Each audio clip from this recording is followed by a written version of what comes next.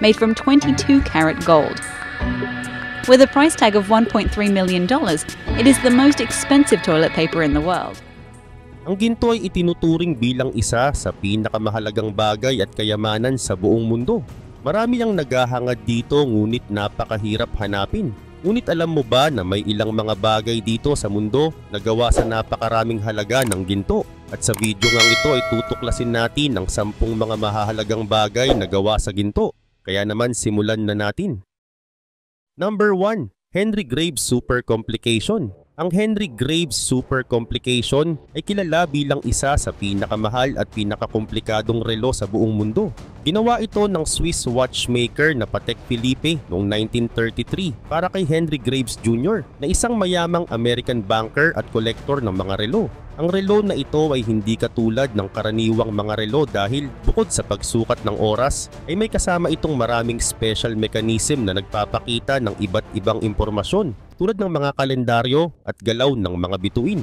Naging inspirasyon ang paggawa ng relo mula sa competition sa pagitan ni Henry Graves Jr. at James Ward Packard na isa pang kilalang kolektor ng relo. Pareho nilang gustong magkaroon ng pinakakomplikadong relo kung kaya't nagpagawa si Graves ng relo na may 24 na komplikasyon o mga karagdagang mechanism. Kasama sa mga ito ang pagpapakita ng araw, buwan at taon, pati na rin ang eksaktong oras ng pagsikat at paglubog ng araw sa New York kung saan nakatira si Graves. Samantala, ang paggawa ng Henry Graves Super Complication ay tumagal ng 8 taon dahil sa napakaraming detalyeng kailangang gawin ng tama. Walang makabagong teknolohiya noon kung kaya't lahat ng bahagi ng relo ay manumanong ginawa. Sa kabuuan, ang relo ay may 920 na bahagi at 430 na tornilyo. At kasama rin dito ang mga espesyal na feature tulad ng 3 chronograph na isang mechanism para sa pagsukat ng oras at isang mapa ng night sky na makikita mula sa bahay ni Graves sa New York. Subalit noong 1999, ang relo ay ibinenta sa isang auction na pinangunahan ng Sotheby's sa halagang $11 million na naging pinakamahal na relo sa auction noong panahong iyon. Pagkaraan ng ilang taon, noong 2014 ay muli itong naibenta sa halagang $24 million na lalo pang nagtaas ng halaga at kasikatan nito. Sa kabilang banda, ang Henry Graves Super Complication ay isang simbolo ng husay at dedikasyon sa paggawa ng mga komplikado at magagandang bagay. Number 2. The Golden Temple. Ang Golden Temple o kilala rin bilang Harmandir Sahib ay isang kilalang templo sa Amritsar, Punjab, India. Ito ang pinakabanal na lugar para sa mga Sikh. Ipinapakita ng templo ang kanilang pananampalataya, kapayapaan at pagtutulungan. Sikat ito hindi lamang dahil sa ganda ng itsura nito, kundi dahil sa kahalagahan nito sa kasaysayan at kultura ng mga Sikh. Itinayo ang Golden Temple noong kalagitnaan ng 16th century sa ilalim ng pamumuno ni Guru Ramdas, ang ika-4 na guru ng Sikhismo. Tinapos ito ng kanyang kahalili na si Guru Arjan noong 1604. Ang templo ay tinatawag na Golden Temple dahil natatakpan ito ng pure gold. Nasa gitna ito ng isang malaking lawa na tinatawag na Amrit Sarovar o lawa ng nektar. Itinuturing na sagrado ng mga deboto ang tubig ng lawa at madalas nilang linisin ang kanilang sarili rito bilang bahagi ng kanilang ritual. Dagdag pa rito ang disenyo ng Golden Temple ay pinaghalong Hindu at Islamic styles. Ang itaas na bahagi ng gusali ay may gold-plated habang ang ibabang bahagi ay gawa sa white marble. Sa loob ng templo ay matatagpuan ang Guru Granth Sahib, ang banal na aklat ng mga Sikh na binabasa araw-araw. Kilala rin ang templo sa Langar na isang libre at bukas na kainan para sa lahat ng bumibisita, anuman ang kanilang relihiyon o lahi. Ipinapakita nito ang pagkakapantay-pantay at pagtulong sa kapwa. Maliban sa pagiging sagrado, ay may mahalagang bahagi rin ng Golden Temple sa kasaysayan. Noong 1984 ay naging sentro ito ng isang malaking kaganapan na tinatawag na Operation Blue Star kung saan pumasok ang mga sundalo ng gobyerno upang alisin ang mga militan sa loob ng templo. Nagdulot ito ng pinsala sa templo at ng tensyon sa pagitan ng pamahalaan at ng mga Sikh. Pero matapos ang insidente ay agad na inayos ang templo at hanggang ngayon ay nananatili itong simbolo ng kapayapaan at pananampalataya ng mga Sikh. Gayun din, taon-taon ay milyon-milyong tao mula sa iba't ibang panig ng mundo ang bumibisita sa Golden Temple. Hindi lamang mga Sikh kundi pati na rin mga turista. Lalong tumitingkad ang ganda ng templo sa gabi kung saan ang liwanag mula sa gintong gusali ay nagre-reflect sa tubig ng Amrit Sarovar. Number 3. Hand of Fate Gold Nugget. Ang Hand of Fate Gold Nugget ay isa sa pinakamalaking piraso ng natural na ginto na natuklasan sa kasalukuyang panahon. Natagpuan ito noong 1980 sa King Hour, Victoria, Australia ng isang ordinaryong tao na si Kevin Hillier. Ginamit niya ang kanyang metal detector at sa simpleng paglalakad ay nadiskubre niya ang gold nugget na tumitimbang ng 27.21 kilograms. Dahil sa laki nito, ito ang isa sa pinakamalalaking gold nugget na natuklasan gamit ang modern technology. Samantala, matapos matagpuan, ang Hand of Fate ay binili ng Golden Nugget Casino sa Las Vegas, USA. Ang halaga ng bentahan ay hindi iniulat sa publiko, ngunit tinatayang nasa milyon-milyong dolyar ang halaga ng ginto. At hanggang ngayon ito ay nakadisplay sa Golden Nugget Casino, kung saan pinagmamasdan ng libu-libong turista araw-araw. Nakalagay ito sa loob ng isang makapal na glass case upang protektahan mula sa anumang pinsala habang ipinapakita sa publiko. Dagdag pa rito, ang Hand of Fate ay hindi lamang isang malaking piraso ng ginto. Ito rin ay nagsisilbing simbolo ng inspirasyon at pag-asa para sa mga naghahanap ng kayamanan, partikular sa gold prospecting. Ang Australia ay kilala sa kasaysayan ng gold rush at ang pagtuklas ng nugget na ito ay nagpapatunay sa yaman ng kalikasan sa lugar na iyon. Ang nugget na ito ay isang bihirang halimbawa ng natural na ginto na nanatiling buo kahit sa kabila ng pagdaan ng maraming taon. Ang display ng Hand of Fate sa Las Vegas ay nagbibigay daan sa mga tao mula sa iba't ibang bahagi ng mundo na makita ang isang piraso ng kasaysayan ng ginto. Nakakaakit ito ng mga bisita at mga naghahanap ng ginto dahil sa laki, halaga at kahalagahan nito. Pinapaalala nito sa lahat na bagamat bihira na ang ganitong uri ng kayamanan, ay maaari pa rin itong matagpuan ng mga taong masikap at matiyaga. Ang kwento ni Kevin Hillier at ang pagtuklas ng Hand of Fate ay nagpapakita na minsan ang swerte at kayamanan ay dumarating sa mga hindi inaasahang pagkakataon. Isang simpleng araw lamang para kay Kevin ang naging simula ng pagtuklas ng isa sa pinakamalaking gold nugget sa kasaysayan. Number 4. The Golden Hall, Stockholm. Ang Golden Hall o Gyllensaalen ay isang kilalang bahagi ng Stockholm City Hall sa Kungsholmen, Stockholm, Sweden. Ang gusaling ito ay tanyag dahil dito ginaganap ang Nobel Prize Banquet taon-taon. Naitayo ang City Hall noong 1923 at isa sa mga pinakaaabangan ng mga bisita ay ang Golden Hall, na isang napakagandang silid na pinalamutian ng mga mosaic na gawa sa ginto. Ang silid na ito ay may habang 44 meters at napakataas ng ceiling. Ang mga dingding ay natatakpan ng mga mosaic na binubuo ng 18 milyon na gintong piraso ng tiles. Ang mga disenyo ng mosaic ay gawa ng Swedish artist na si Einar Forsett. Ipinapakita ng kanyang mga obra ang mga mahalagang bahagi ng kasaysayan ng Sweden, pati na rin ang mga alamat, bayani, hari at reyna ng bansa.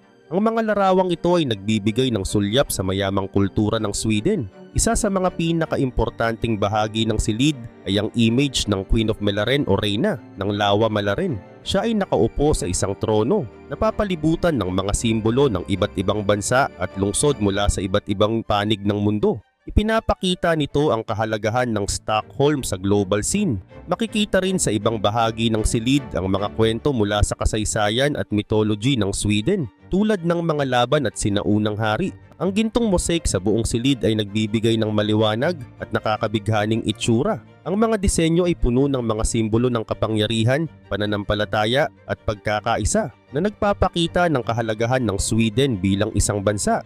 Ang Golden Hall ay ginagamit sa mga mahahalagang kaganapan tulad ng mga diplomatic gatherings at pagdiriwang pagkatapos ng Nobel Prize Banquet. Bukod sa pagiging lugar para sa mga seremonya, ang Golden Hall ay dinadayo ng mga turista mula sa iba't ibang bansa. Maraming tao ang pumupunta upang makita ang kagandahan ng mga mosaic at malaman ang kasaysayan ng Sweden. Ang silid na ito ay hindi lamang simbolo ng kayamanan, kundi ng kultura at kasaysayan ng Stockholm. Sa kabuuan, ang Golden Hall ay isang napakagandang silid na nagbibigay buhay sa kasaysayan at sining ng Sweden. Ang mga gintong mosaic ay nagbibigay ng kakaibang ganda. Number 5. Imperial Coronation Fabergé Egg. Ang Imperial Coronation Fabergé Egg ay isa sa pinakatanyag na obra ni Peter Carl Fabergé, na isang bantog na jeweler mula sa Russia. Nilikha ito noong 1897 para kay Empress Alexandra Fyodorovna, ang asawa ni Tsar Nicholas II.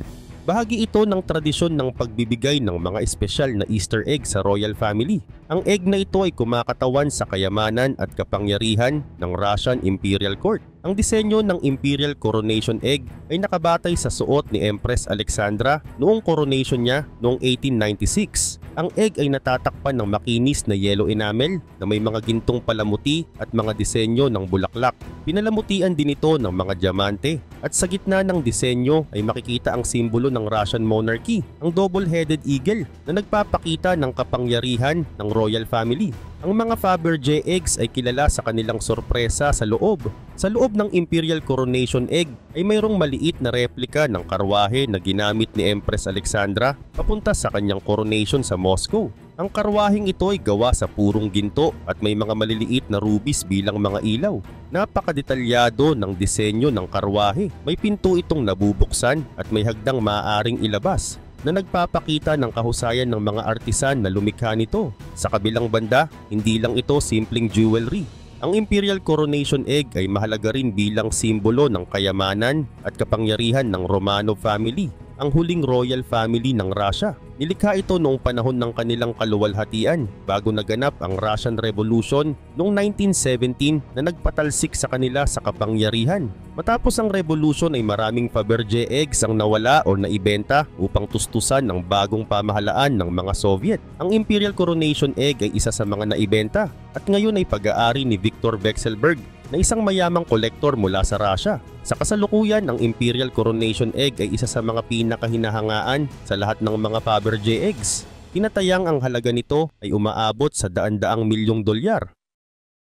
Number 6. Palme d'Or. Ang Palme d'Or ay ang pinakamataas na parangal na ibinibigay sa Cannes Film Festival na isang kilalang annual gathering para sa mga pelikula na ginaganap sa Cannes, France. Nagsimula itong ibigay noong 1955 at ang ibig sabihin ng Palme d'Or ay gintong palmera. Ang gantimpalang ito ay iginagawad sa pinakamahusay na pelikula sa buong festival at kinikilala bilang isa sa pinakamahalagang parangal sa larangan ng pelikula, katulad ng Oscars para sa Best Picture. Samantala, bago ito naging Palme d'Or, ang pangunahing parangal sa Cannes ay tinatawag na Grand Prix du Festival International du Film. Ngunit pinalitan ito ng kasalukuyang pangalan upang mas bigyang diin ang halaga ng parangal. Ang unang pelikula na nanalo ng Palme d'Or ay ang Marty, isang American movie na tumatalakay sa simple at ordinaryong buhay ng isang tao. Mula noon ay marami ng mga pelikula at direktor mula sa iba't ibang bansa ang nanalo ng gantimpalang ito, kabilang ang mga kilalang direktor tulad ni Francis Ford Coppola, Martin Scorsese, Quentin Tarantino at Bong Joon-ho. Gayon din naman ang mga judges na pumipili ng mga pelikulang mananalo ay binubuo ng mga eksperto sa pelikula. Karaniwan ang president ng judges ay isang sikat na direktor o artista at sila ang nagdedesisyon kung aling pelikula ang nararapat na makuha ang Palme d'Or. Ang mga pelikulang napipili ay hindi lamang base sa technical na kagalingan, kundi sa kahusayan ng pagkukwento at pagiging original. Dahil dito ay maraming mga pelikula na hindi masyadong kilala ang nabibigyan ng recognition at pagkakataon na maipalabas sa buong mundo. Dagdag pa rito, ang Palme d'Or ay hindi lang isang parangal, kundi isang malaking pagkakataon para sa mga pelikula at direktor na makilala sa iba't ibang bansa. Ang mga pelikulang nananalo dito ay nagiging sikat sa iba't ibang film festivals at sinehan sa buong mundo, na nagbibigay ng mas maraming pagkakataon para sa mga direktor na makagawa ng mas malalaking proyekto. Kaugnay nito, isa sa mga kilalang pelikulang nanalo ng Palme d'Or ay ang Parasite ni Bong Joon-ho noong 2019. Ang pelikulang ito ay hindi lamang nagwagi sa Cannes, kundi nanalo rin ng Best Picture sa Academy Awards o Oscars. Number 7. Tutankhamun's Mask. Ang mask ni Tutankhamun ay isa sa pinakakilalang yaman mula sa Ancient Egypt. Natagpuan ito noong 1922 sa libingan ng batang pharaoh na si Tutankhamun sa Valley of the Kings. Siya ay namatay sa murang edad, mga 18 o 19 years old, at ang mask na ito ay nagpapakita ng kanyang pagiging hari.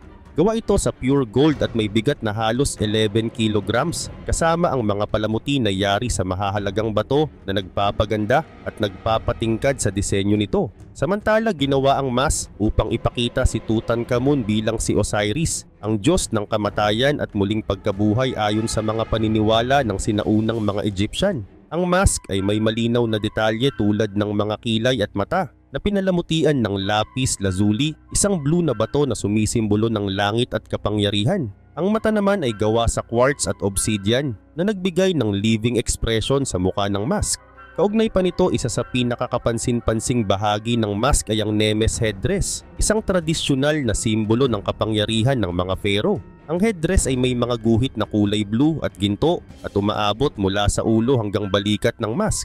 Sa itaas nito ay makikita ang mga simbolo ng vulture at cobra na kumakatawan sa mga diyosa na nagpoprotekta sa hari at sa buong Egypt. Ang mga simbolo na ito ay nagpapakita ng kapangyarihan at proteksyon ng hari sa buong kaharian. Subalit ang mask ay hindi lamang nagpapakita ng karangalan ni Tutankhamun bilang hari dahil ito rin ay may mahalagang papel sa ritual ng libing. Sa paniniwala ng mga sinaunang Egyptian ay pinoprotektahan ng mask ang kaluluwa ng namatay na hari habang naglalakbay ito patungo sa kabilang buhay. Ang mukha ni Tutankhamun sa mask ay sumasagisag din sa kanyang pagiging immortal mula sa pagiging tao patungo sa pagiging Diyos. Natagpuan ng mask kasama ang iba pang kayamanan at kabaong sa libingan ni Tutankhamun. Ipinapakita ng mga ito ang yaman at kasanayan sa sining ng ancient Egypt. Bagamat si Tutankhamun ay hindi kilala bilang isa sa mga pinakadakilang pharaoh, ay naging kilala naman ang kanyang libingan dahil sa dami ng natagpuang mga bagay na nagbibigay liwanag sa kanilang kultura at kasaysayan. Number 8. Voyager Golden Records. Ang Voyager Golden Records ay dalawang phonograph records na ipinadala ng NASA noong 1977 kasama ng mga spacecraft na Voyager 1 at Voyager 2. Ang mga records na ito ay naglalaman ng mga sounds, larawan at impormasyon tungkol sa Earth at sa buhay ng tao. Ito ay isang message para sa mga possible civilization sa labas ng ating solar system bilang pagpapakilala ng sangkatauhan at ng ating mundo. Samantala, ang bawat record ay gawa sa copper na pinahiran ng ginto upang mas tumagal ito sa mahabang panahon. May kasama ring needle at instructions kung paano ito patugtugin. Pinili ang mga content ng record sa pamumuno ng astronomer na si Carl Sagan at ng kanyang grupo. Kasama sa mga tunog na naroon ang mga natural na tunog mula sa kalikasan tulad ng alon ng dagat, huni ng mga ibon at pag-ihip ng hangin. Mayroon ding mga pagbati sa 55 languages mula sa iba't ibang bahagi ng mundo, pati na ang musika mula sa iba't ibang kultura at panahon. Kasama rin sa records ang 116 na mga larawan na nagpapakita ng buhay sa Earth. Ipinapakita ng mga ito ang mga aspeto ng kalikasan, technology, arts at science. Layunin ng mga larawang ito na ipaliwanag kung paano namumuhay ang mga tao sa Earth at magbigay ng malinaw na ideya sa sino mang makakatagpo nito. May mga diagram din na nagpapakita ng posisyon ng Earth sa solar system at ilang mahahalagang principles of physics. Sa katunayan, isa sa pinakamahalagang bahagi ng records ay ang musika. Pinili ang mga kanta mula sa iba't ibang bahagi ng mundo. Kasama dito ang mga classical pieces mula sa mga composers tulad ni Johann Sebastian Bach at Ludwig van Beethoven, pati na rin ang mga tradisyonal na awitin mula sa iba't ibang kultura. Ang musika ay pinili upang ipakita ang kakayahan ng tao na ipahayag ang kanilang damdamin at kaisipan sa pamamagitan ng sining.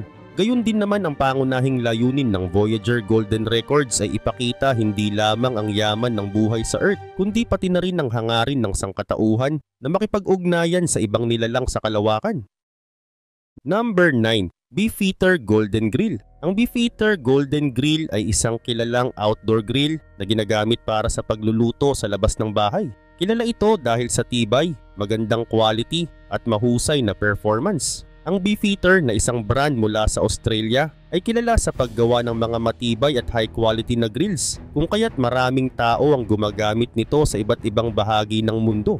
Kaugnay nito, ang Beefeater Golden Grill ay gawa sa stainless steel na isang material na hindi madaling kalawangin at matibay kahit sa matagalang paggamit. Bukod sa tibay, ay maganda rin itong tingnan at bagay sa kahit anong outdoor kitchen setup. May malalakas itong burners na nagbibigay ng sapat na init para sa pagluluto ng iba't ibang uri ng pagkain, mula sa simpleng burger at hotdog hanggang sa steak at iba pang malalaking karne. Samantala, ang isa pang maganda sa Beefeater Golden Grill ay ang pantay na init na ibinibigay nito. Sa ibang grills ay may mga parte na mas mainit o malamig, kaya minsan hindi pantay ang pagkakaluto ng pagkain.